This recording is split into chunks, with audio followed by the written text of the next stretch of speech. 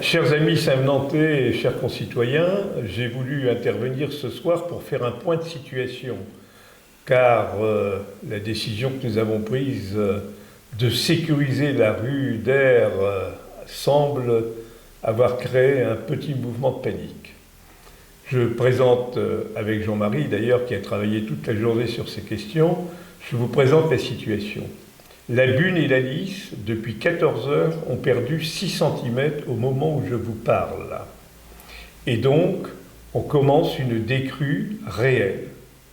Par contre, nous avons encore une légère montée dans la rue d'Air, puisqu'on a un étalement de l'ensemble de la zone de la ZEC de Lille, qui fait que nous allons avoir encore quelques centimètres d'eau qui risquent de toucher la rue.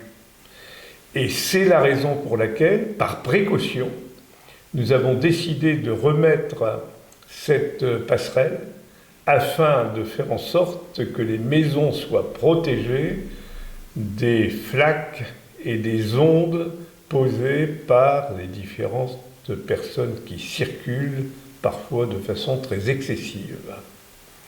Les apports extérieurs parasites sont à l'arrêt.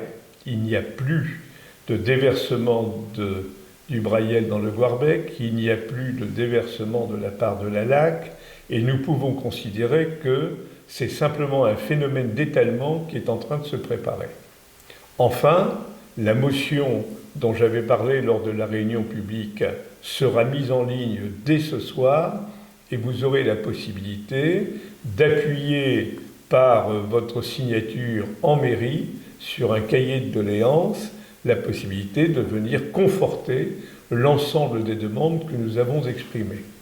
J'ajoute que dès aujourd'hui, j'ai préparé un courrier spécifique concernant les berges de la Lys canalisées, puisqu'un certain nombre d'endroits sont tellement fragiles et dégradés que nous avons des difficultés majeures à garder le lit de la rivière dans son état d'origine.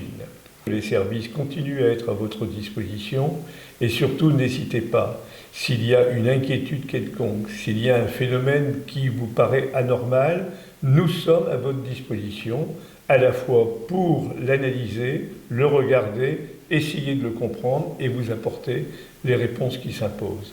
Je vous remercie à la fois de votre patience, de votre compréhension, de votre résilience vis-à-vis de ceux qui sont le plus en difficulté.